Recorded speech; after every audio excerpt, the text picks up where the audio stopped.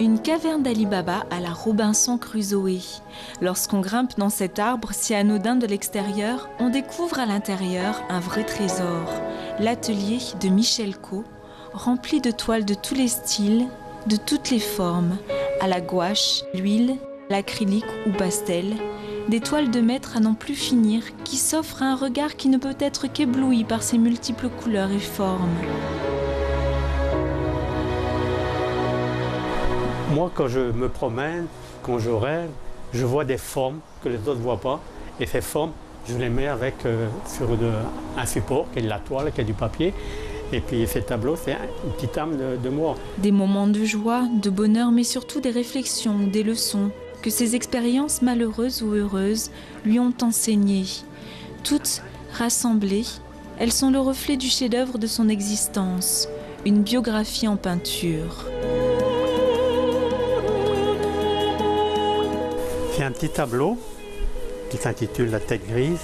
Et comme tous mes tableaux, je mets souvent une petite légende pour que les gens comprennent bien ces tableaux. Parce que je suis un peintre symbolique et un peu surréaliste. Alors pour ici, c'est difficile à les gens comprennent. Mais ils comprennent très vite. Voilà la légende que j'ai mise derrière ce tableau. On ne se doute, longue sera la route. La vie sera déroute.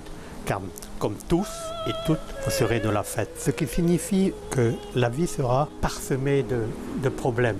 Mais il faut que ces problèmes soient du positif. Et ce positif, c'est souvent la femme. Et j'ai mis au bas de ce tableau, ne doute jamais du regard d'une femme. Comme un écrivain que j'aime bien ici, qui s'appelle Chantal Spitz, a dit « L'avenir de la Polynésie, c'est la femme ». Il pourrait passer sa vie à parler de son art lorsqu'il ne peint pas. De ceux qui l'ont inspiré, qui l'admirent, les impressionnistes et autres peintres du XIXe siècle, Manet, Monet, Pollock, Basquiat, Picasso ou encore Kandinsky, ces révolutionnaires dont les œuvres ont marqué des générations d'amateurs d'art. Sans artifice, son âme d'enfant s'exprime. Un style dit naïf qui cache une démarche purement intellectuelle. Mes tableaux sont souvent enfantins, mais en fait c'est des tableaux assez intellectuels. Mais comme tout le monde sait, Picasso a dit « Moi, j'ai mis 60 ans pour peindre comme un enfant ». Et peindre comme un enfant, c'est la chose la plus difficile, parce qu'on essaie de s'accaparer l'âme d'un enfant. Mais pour faire cela, il faut quand même un certain background, la vie derrière, pour pouvoir faire quelque chose de sensé et d'expressif. Et c'est ça la peinture que je fais, c'est une peinture qui semble facile à faire.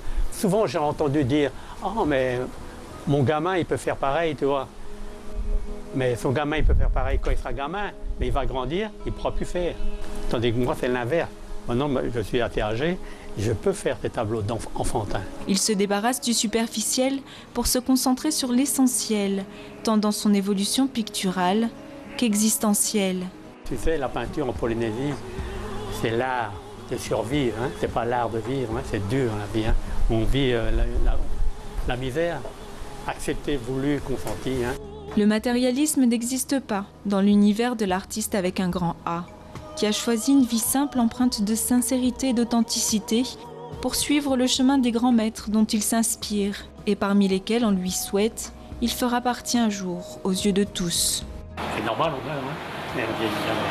Moi, je ne vieillirai jamais.